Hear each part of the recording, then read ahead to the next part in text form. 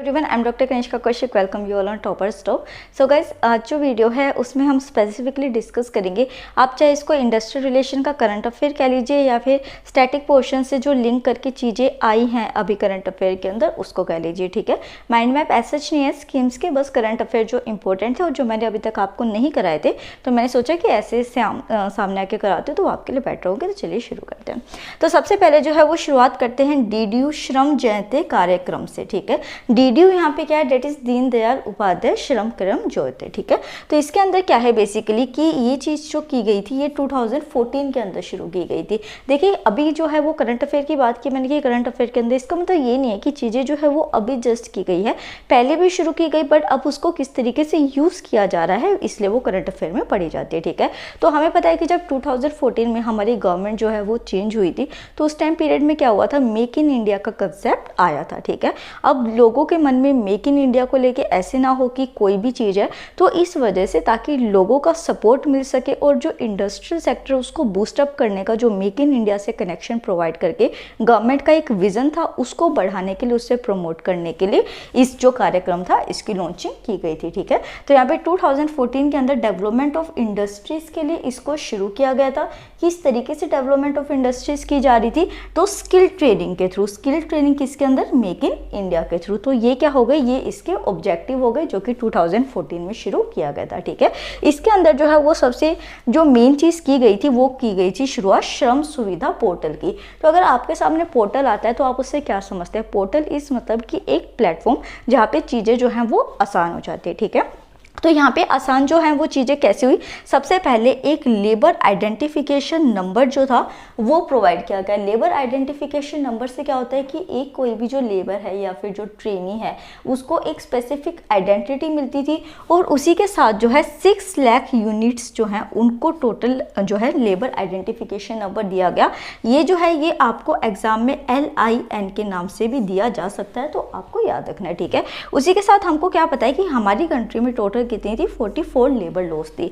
इन 44 labour laws में से जो 16 लेबर लॉज थी वो इसी पोर्टल के अंदर इनके लिए आइडेंटिफिकेशन नंबर प्रोवाइड किया गया था और इन लेबर लॉज की जितना भी डिस्क्रिप्शन था, जितनी भी चीज़ें थी वो इसी पोर्टल के अंदर प्रोवाइड की गई। ठीक है, उसके बाद आता है कि एक जो इंस्पेक्शन की बात आती है कि देखिए पहले क्या हुआ करता था, रेड टेपिज्म हुआ करता था, इंस्पेक्शन सिस्टम से रिलेटेड इंडस्ट्रीज में बहुत सारी प्रॉब्लम हुआ करती थी।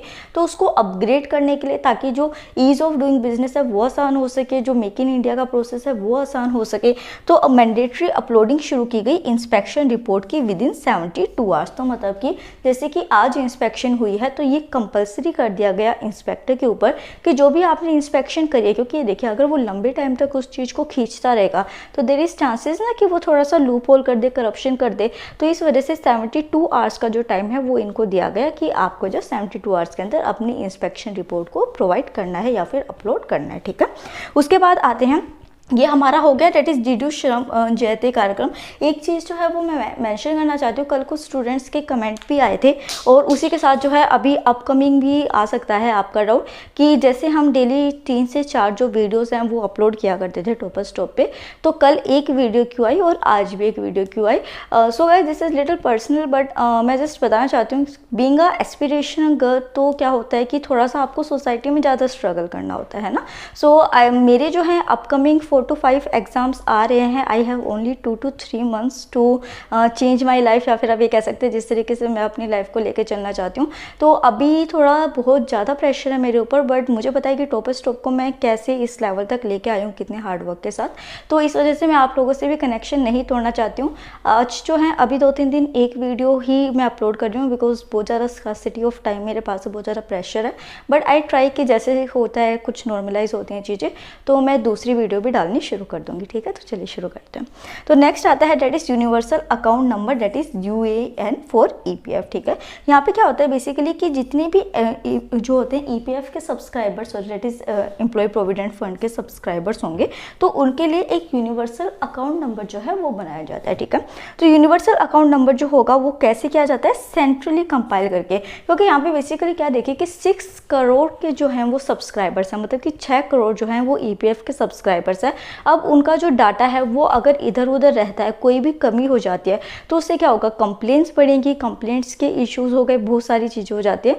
तो इस वजह से क्या किया गया है, एक यूनिवर्सल अकाउंट नंबर बनाया गया है ईपीएफ के होल्डर्स के लिए, जो कि सेंट्रली कंपाइल किए गए हैं किसके अंदर, that is universal account number for EPF के अंदर। ठीक है, उसके बाद जो आपको यहाँ पे याद रखना है कि ये जो चीज़ें कंपाइल की जाएगी, मतलब यूनिवर्सल अकाउंट नंबर जो प्रोवाइड किया जाएगा वो किस तरीके से प्रोवाइड किया जाएगा, तो जो भी पर्सन है जिसका कि एक ईपीएफ अकाउंट है, उनका बैंक अकाउंट नंबर, उनका आधार नंबर, उन दोनों को लिया जाएगा। अभी तो जो है केवाईसी जो चीज़ें खत्म करती जा रही है सरकार की, धीरे धीरे कवर कर दिया जाए, बट इसी के साथ जो है वो केवाईसी के साथ जो है चीज़ों को कनेक्ट किया जाएगा और फिर किसी भी पर्सन को ईपीएफ सब्सक्राइबर जो है उसको उसका नंबर, यूनिवर्सल नंबर प्रोवाइड कर दिया जाएगा।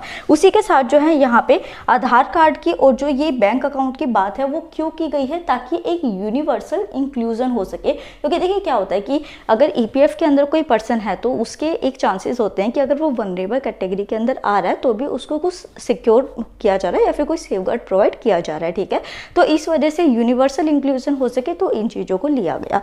नेक्स्ट आता है that is minimum pension for employees introduce ₹1000 per month. तो इसी के साथ जो है एक ये प्रोविजन भी लाया गया इसके अंदर कि अगर किसी भी तरीके का एम्प्लॉय, ये डिपेंड नहीं करता कि किस तरीके का स्टेटस का, तो पहले क्या हुआ करती थी, कोई भी वेज लिमिट या फिर जो पेंशन लिमिट कहते हैं वो नहीं हुआ करती थी। अब उस चीज़ को इंट्रोड्यूस किया गया है और ये कहा गया है कि ₹1000 का जो है वो मिनिमम पेंशन हर एम्प्लॉय को प्रोवाइड की जाएगी अगर वो मिनिमम लेवल पे भी है। और उसी के साथ जो है वेज सीलिंग को जो पहले ₹6500 हुआ करती थी उसको 15,000 कर दिया गया है। ये क्यों किया गया है, स्पेसिफिकली इसीलिए कि अगर मान लीजिए कि जो पहले 6500 की हुआ करती थी अब 15,000 हो गया है, तो ज़्यादा से ज़्यादा जो वनरेबल पर्सन है वो इसके अंदर इंक्लूड हो सके। नेक्स्ट आता है that is labour inspection scheme के बारे में। तो देखिए लेबर इंस्पेक्शन तो हमने यहाँ पे भी देखा था कि इंस्पेक्शन की बातें की गई थी, बट यहाँ पे क्या हो रहा है कि जो इंस्पेक्शन है उसकी जितनी भी कंप्यूटराइज लिस्ट है वो बनाई जाए। क्योंकि हम क्या कर रहा है, इंडिया किसकी तरफ मूव कर रहा है, डिजिटलाइजेशन की तरफ मूव कर रहा है, तो इसी के लिए जो है लेबर इंस्पेक्शन स्कीम को लिया गया था और कंप्यूटराइज लिस्ट जो थी इंस्पेक्शन की वो लिस्ट अपलोड की गई थी। उसी के साथ देखिए एक चीज़ आपको ये देखनी है कि अगर मान लीजिए कि आप एक तो नॉर्मल इंस्पेक्शन पे जाता है कोई इंस्पेक्टर किसी एस्टेब्लिशमेंट के अंदर, दूसरी कंडीशन आती है कि कोई इंस्पेक्टर जो है वो इंस्पेक्शन के लिए जा रहा है बट वो किसी कंप्लेन को रिसीव करने के बाद, मान लीजिए मैंने ही किसी एस्टेब्लिशमेंट के ऊपर कंप्लेन कर दी, अब वो इंस्पेक्शन के लिए जाएगा। ऐसा नहीं है कि वो रेंडमली इंस्पेक्शन के लिए चला जाएगा, पहले उसको जितने भी डाटा होंगे, जितने भी एविडेंसेस होंगे उनको एग्जामिन करना होगा, देन उसके बाद वो इंस्पेक्शन के लिए जाएगा। तो ये वाला पॉइंट याद रखना है। और उसी के साथ एक इमरजेंसी लिस्ट का प्रोविजन भी इसके अंदर ऐड किया गया है। इमरजेंसी लिस्ट के प्रोविजन का क्या मतलब है स्पेसिफिकली, कि देखिए ऐसी कुछ होती है, केसेस होते हैं एकदम से कोई सर्कमस्टांसेस ऐसे बनाते हैं, तो उसमें क्या होगा कि आपको तभी के तभी इमरजेंसी में जाना पड़ेगा इंस्पेक्शन करने के लिए। मान लीजिए कोई गलत ही काम हो रहा है, फ्रॉड हो रहा है वहाँ पे, तो इस वजह से प्रोविजन ऑफ इमरजेंसी लिस्ट भी यहाँ पे बनाई गई है। नेक्स्ट और लास्ट देखते हैं यहाँ पे नेशनल स्टार्टअप एडवाइजरी काउंसिल के बारे में। तो सबसे पहले जो आपको इसकी याद रखनी है वो याद रखनी है इसकी कॉम्पोजिशन। ठीक है, तो कॉम्पोजिशन जो है उसको 4 पार्ट्स में डिवाइड किया गया है, जिसमें सबसे पहले आता है चेयरमैन।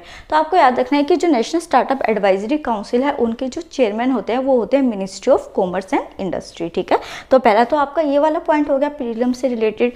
दूसरा जो है वो है गवर्नर ऑफ काउंसिल, तो सॉरी कन्वेनर ऑफ काउंसिल जो है, कन्वेनर ऑफ काउंसिल में जो जॉइंट सेक्रेटरी होते हैं जो कि आपके department of promotion of industry के अंदर आते हैं वो इसके होंगे। और उसी के बाद आते हैं x officio member. X officio member जो होते हैं उसके अंदर बेसिकली नॉमिनीज होते हैं, और नॉमिनीज कौन से होते हैं, जो कि एक फील्ड स्पेशलिस्ट होते हैं। ऐसा नहीं है कि सिंपल आप किसी को भी नॉमिनी बना लीजिए। इसमें मान लीजिए कि किसी के पास एक्सपर्टीज है या फिर जो है वो कोई बहुत बड़ा एक्सपीरियंस है या फिर उन्होंने कोई डिग्रीज ले रखी है उस चीज़ में, तो उनको क्या बना दिया जाएगा, यहाँ पे नॉमिनी बना दिया जाएगा for the startup advisory council.